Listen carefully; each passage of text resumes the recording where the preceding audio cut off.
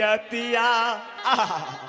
सखी सब बड़ी सुंदर सुंदर बात कह रही है और कुछ कड़ुआ बात भी कहेगी, लेकिन पहले स्वागत कर रही है कि सब बरियतिया भोजन करे बैठलन, मनिया के पताला परोसाई गे माई।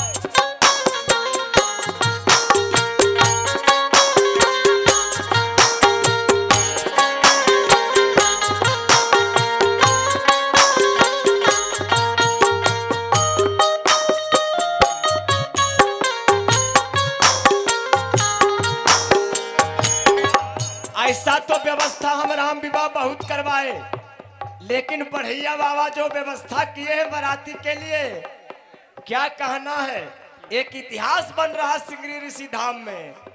अरे लाडू और पेड़ा परोसन लागे,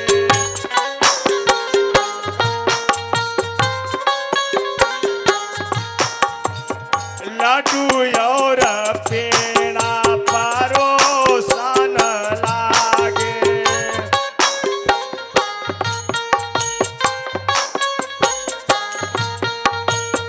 ताही पारा बुनिया मिठाई गे मारे।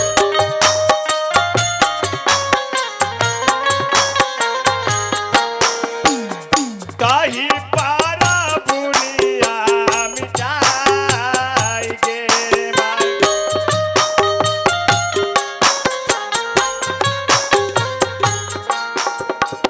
सब बरियतिया भोजन करे बैठलन, भोजन करे बैठलन। ताही पारा बुनिया मिठाई गे।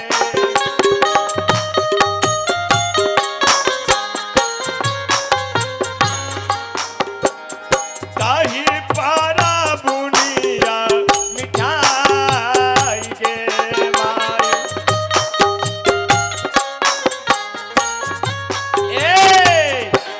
एक चतुर सखी लगी कहने समधी साहब से कि खाला खाला खाला खाला समधी भरुआ पान जरदा हम देंगी। खाला खाला समधी भरुआ खाला खाला समधी भरुआ पान जरदा हम देंगी। खाला खाला समधी भरुआ पान जरदा हम देंगे। खाला खाला समधी भरुआ पान जरदा हम देंगे। खाला खाला समधी भरुआ पान जरदा हम देंगे।